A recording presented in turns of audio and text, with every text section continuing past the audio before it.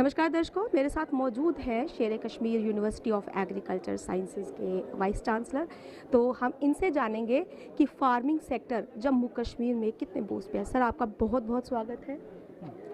देखिए, आज हम लोग जो ये वर्कशॉप कर रहे हैं, लीड हमारी एक एनजीओ संस्था है, उसके साथ हम लोग मिल करके एक ऐसा एक प्लेटफॉर्म प्रोवाइड कर रहे हैं अपने फार्मर्स यूथ, खास तौर से जो हमारे गांव से आए हुए हैं।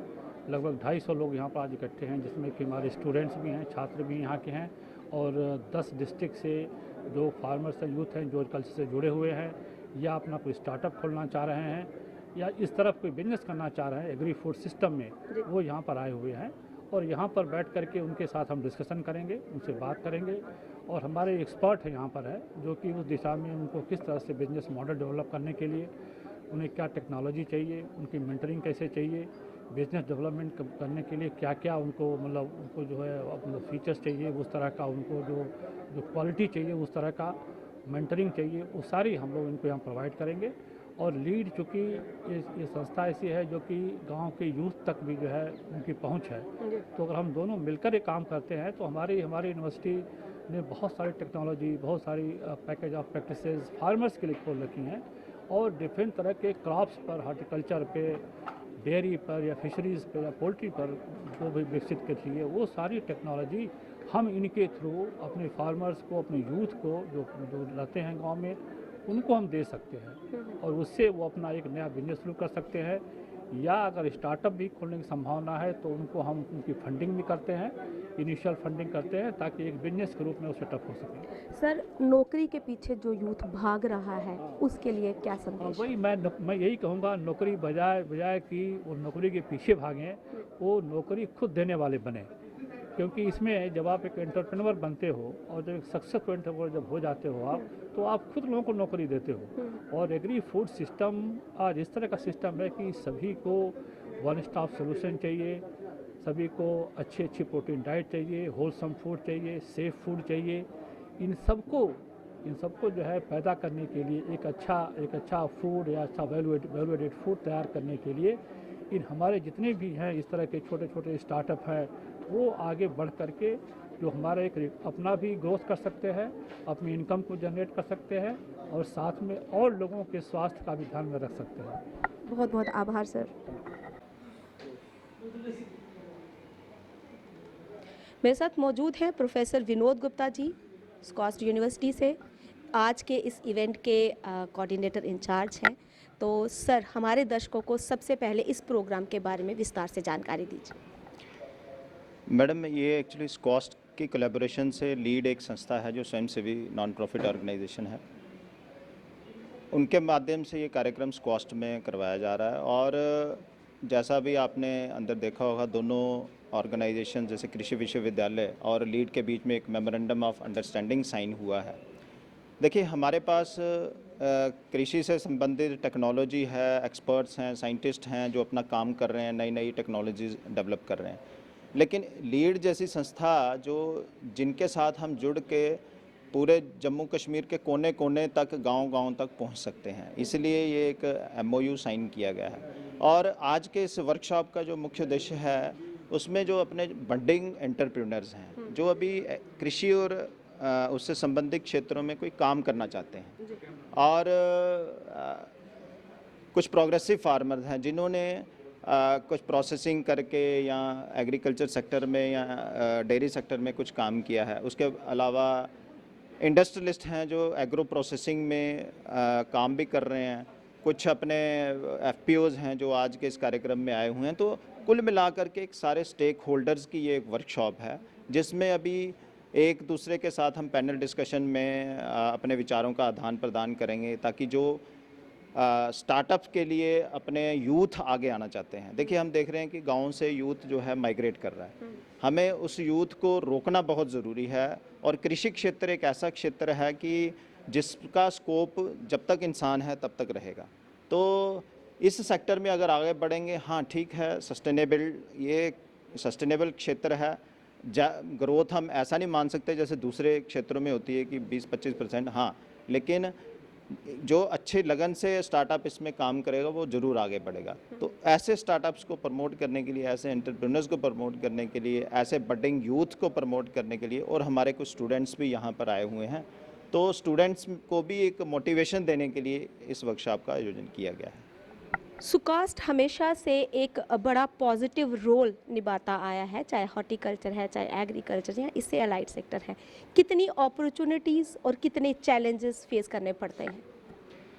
जैसा मैंने कहा कि टेक्नोलॉजीज़ तो हम लोग यूनिवर्सिटी में डेवलप कर लेते हैं, लेकिन उन टेक्नोलॉजीज़ को गांव तक लेकर के जाना, किसानों तक लेकर के जाना, उन तक पहुंचाना, ये अपने आप में एक बहुत बड़ा चैलेंज है। जी। क्योंकि किसान कोई भी टेक्नोलॉजी को तभी अडॉप्ट करता है जब उसको देख परख के, और उसको ये लगे कि हाँ, अगर मैं ये किसी फसल का, या मान लो अपना मुंजी हो गई, कनक हो गई, इसका नया बीज आया है या कोई नई टेक्नोलॉजी आई है, तभी अडॉप्ट करेगा जब उसको लगेगा कि हाँ भाई, ये हमारी पैदावार अच्छी दे रहा है और हमारी आमदनी का अच्छा स्रोत बनेगा। तो एक सबसे बड़ा चैलेंज है कि ट्रांसफ़र ऑफ टेक्नोलॉजी कैसे करें। तो इसीलिए आज हम जैसे लीड जैसी संस्थाओं से, इससे पहले जैसे और भी कृषि क्षेत्र में काफ़ी सारी संस्थाएं हैं, उनके साथ अपना MOU चल रहा है।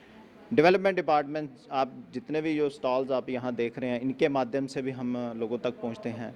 इसके अलावा अपने कृषि विज्ञान केंद्र हैं, और हमारा भी एक एक्सटेंशन विंग है, डायरेक्टरेट ऑफ एक्सटेंशन है, उसके माध्यम से हम किसानों तक पहुँच रहे हैं, प्रयास कर रहे हैं कि जो अपनी टेक्नोलॉजी है किसानों तक पहुँचे।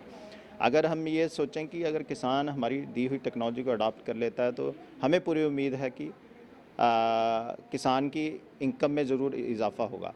दूसरी बात, आज हम प्रोडक्शन से थोड़ा सा हट के प्रॉफिटेबिलिटी की बात कर रहे हैं। जी बिल्कुल। हाँ, क्योंकि कृषि को हमें एक उद्योग की तरह लेना पड़ेगा। जी। तो अगर हम इसको उद्योग की तरह लेंगे, किसानों को, युवाओं को ये समझाएंगे कि इसमें घुस करके, इस काम करके आप कितना पैसा कमा सकते हैं, हमें इस ढंग से अपने युवाओं को समझाना पड़ेगा। तो इसके लिए जैसे HADP के काफ़ी सारे प्रोजेक्ट्स भी यूनिवर्सिटी के पास आए हैं। मेरे खुद के पास एक बहुत बड़ा प्रोजेक्ट है जिससे हम किसानों को डिजिटाइजेशन के माध्यम से पूरे डेवलपमेंट डिपार्टमेंट्स की स्कीम क्या है, और एक प्लेटफॉर्म उनके लिए क्रिएट करेंगे जिससे वो मार्केटिंग कर सकते हैं। तो इस तरह से सरकार लगी हुई है, कुछ यूनिवर्सिटी के माध्यम से। दर्शकों, मेरे साथ एपीकल्चर सेक्शन से मौजूद हैं अमित शर्मा जी। तो चलिए इनसे जानते हैं कि जो युवा स्टार्टअप लेना चाहते हैं एपीकल्चर विंग में, उनके लिए क्या क्या अपॉर्चुनिटीज़ हैं इनके पास। सर, बहुत बहुत स्वागत है आपका। थैंक यू मैम, नमस्कार।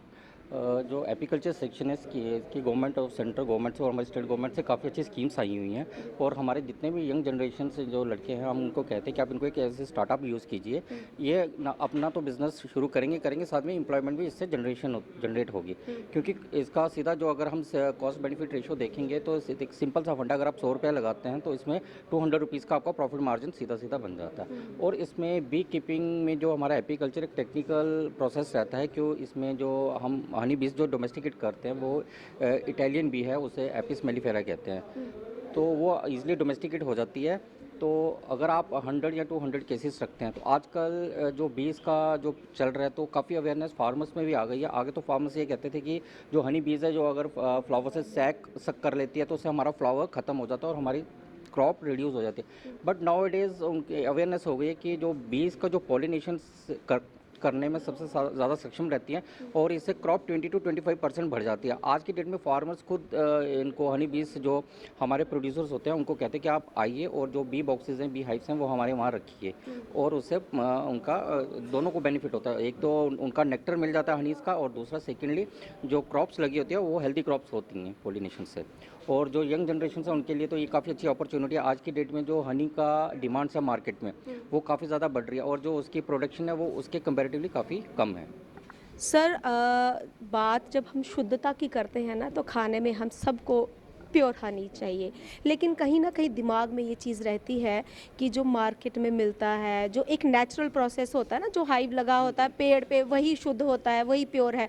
ये जो केसेस वाला है, ये वैसा, ऐसे लोगों का वहम दूर करने के लिए क्या कहना चाहेंगे? मैम, बेसिकली क्या है कि हनी में एडल्ट्रेशन का जो सिस्टम रहता है वो काफ़ी कम रहता है। एडल्ट्रेशन काफ़ी रेयर केसेस में जो कुछ लोग करते होंगे बीच में, तो ऐसा सच कोई नॉर्म्स रहते नहीं है इसके। सब भी जो हम चीज़ कहते हैं कि हनी का जो क्रिस्टलाइजेशन हो जाता है, जो प्योर हनी है उसका क्रिस्टलाइजेशन होगा ही होगा। अगर वो क्रिस्टलाइजेशन नहीं होता, कोई भी आप चीज़ देख लीजिए जो प्योर है, घी है हमारा, अगर आप उसको नॉर्मल टेम्परेचर में रखते हैं वो उसमें भी क्रिस्टल्स बन जाते हैं, तो इसका मतलब क्या, घी आपका नकली है, घी भी असली है ना। तो सेम प्रोसेस इसमें रहता है कि अगर हनी आपने नॉर्मल टेम्परेचर में बाहर रखा है, उसकी अगर क्रिस्टलाइजेशन हो रही है, तो उसमें घबराने वाली बात है, वो हनी आपका असली हनी ही है। बाकी रही जो मार्केट्स में आपको हनी मिल रहे हैं, तो उसका आज की डेट में हमारी एग्रीकल्चर यूनिवर्सिटी में भी एक लैब सेटअप हुई है, तो उसमें आप जाके अपना जो भी हनी है उसका टेस्ट करवा के रिपोर्ट्स आप ले सकते हैं। अभी रिसेंटली हमने हमारा एग्रीकल्चर डिपार्टमेंट में भी एक लैब हम इस्टेब्लिश की है, उसमें हम सीधा सैंपल्स लेते हैं और उसमें वेवलेंथ चेक करते हैं हनी की, और कलर्स चेक करते हैं, उसी के अकॉर्डिंगली हम वो वेरीफाई करते हैं कि हनी कितना प्योर है। हमने केसेस लगा लिए, हनी भी हमारा प्रोड्यूस हो गया। अब बात आती है मार्केट की, मार्केट वैल्यू की, मार्केट रेट्स की। उसमें यंग जनरेशन के लिए क्या चांसेस, क्या अपॉर्चुनिटीज़ हैं? मैम इसमें जो देखिए, अभी रिसेंटली जो हमारा सोलाई का हनी है, जो जनरली हिली एरियाज़ में होता है, डोडा बेल्ट में होता है, सुध महादेव बेल्ट में है, रामबन में है, और श्रीनगर की कुछ बेल्ट्स में है मैम, उसका जीआई टैग हमें मिला है। तो उसका जो अगर वहाँ पे जो प्रोड्यूस निकलती है वो हनी आज की डेट में 1200 से 1500 रुपये पर केजी के हिसाब से मार्केट में बिक रहा है, और वो इंटरनेशनली नॉन ब्रांड बन चुका है। तो ये यंग जनरेशन्स के लिए तो काफ़ी अच्छी है कि आप ये अगर इन एरिया से हनी एक्सट्रैक्ट करते हैं तो उसको आज की डेट में बेचना कोई मुश्किल नहीं है। आज की डेट में अगर आप ऑनलाइन ट्रेडिंग देख लीजिए, ऑनलाइन भी किसी चीज़ को डालते हैं, एक मार्केट ब्रांड बनाकर, एक मार्केट का वो बनाकर, तो वो इजीली आपका सेल आउट हो जाता है।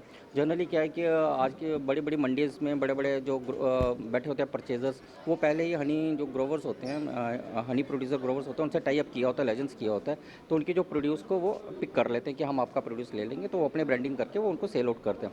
और कुछ ग्रोवर्स ऐसे हैं जो प्रोड्यूस करते हैं तो वो अपने ही नाम से ब्रांड करके यहाँ पे ईजिली बड़े सेल आउट हो जाता है, उसमें कोई परेशानी या कोई दिक्कत इतनी परेशानी आती नहीं है। डिपार्टमेंट क्या कोई ट्रेनिंग प्रोवाइड कराता है इसके? हाँ मैम, इसके time to time trainings program होते रहते हैं। अभी रिसेंटली हमारा एनबीएच का प्रोग्राम चला था, national beekeeping and honey पे, तो उसमें हमने 7 डेज़ के ट्रेनिंग प्रोग्राम्स रखे थे। तो वो टाइमली जब भी होते हैं तो हम वो ट्रेनिंग प्रोग्राम्स होते हैं, उसमें हम हर एक चीज़ बी की हनी बीज की हर एक चीज़ को हम पूरा डिटेल में दिखाते हैं। लाइव कल्चर जो रहता है उसको टेक्निकली कैसे हैंडल किया जाता है वो भी हम उसको उसमें बताते हैं कि फार्मर्स को कि आपने जो हनी बीज है उसको टेक्निकली कैसे हैंडल करना है, और उसमें से हनी कैसे एक्सट्रैक्ट करना है, कौन कौन से इक्विपमेंट्स है उसमें यूज़ होते हैं, वो सब हम उसमें बताते हैं। बहुत बहुत धन्यवाद।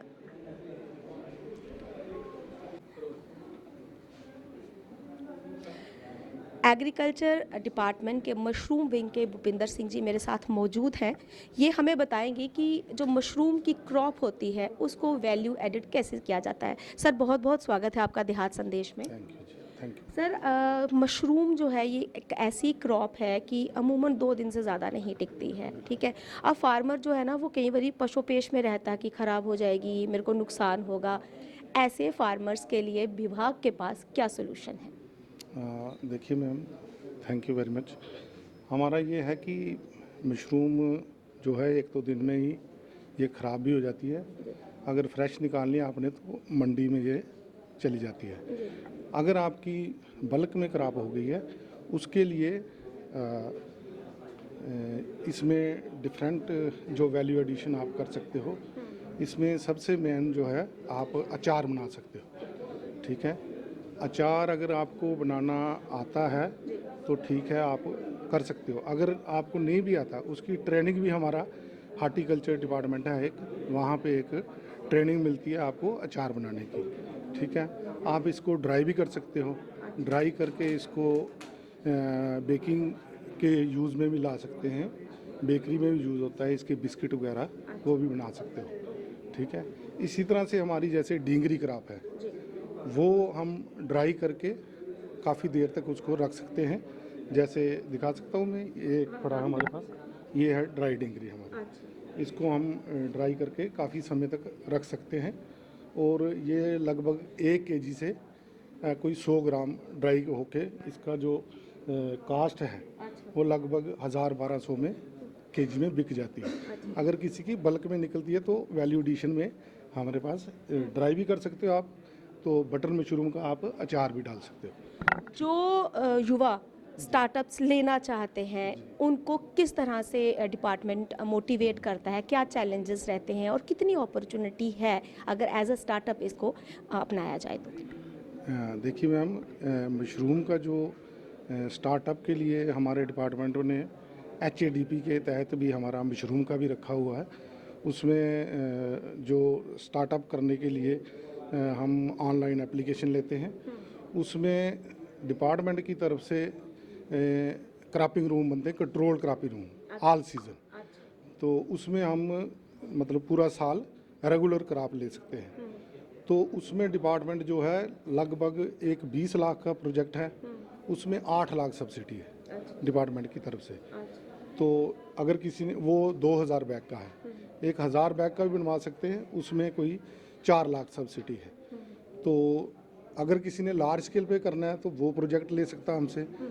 एक स्मॉल शेड भी जो है छोटे लेवल पे जो 300 बैग से शुरू स्टार्टअप के लिए 300 बैग अगर वो लगा ले, उसको सीजनल एक शेड मिलता है, उसमें 300 बैग लगेंगे। वो भी डिपार्टमेंट की तरफ से 1.5 लाख की सब्सिडी है। 3 लाख उसकी एस्टिमेटेड कास्ट है और 1.5 लाख डिपार्टमेंट उसको सब्सिडाइज रेट पे दे देता है।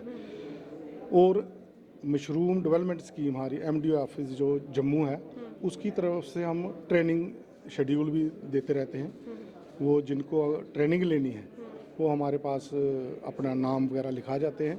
जब हमारे पास 15-20 की वो हो जाती है, उनका हो जाते हैं मतलब लिस्ट बन जाती है, तो हम उनको एक ट्रेनिंग प्रोग्राम भी देते हैं। 3 दिन की ट्रेनिंग वहाँ पे हम रेगुलर मतलब देते रहते हैं पूरा साल। बहुत बहुत धन्यवाद।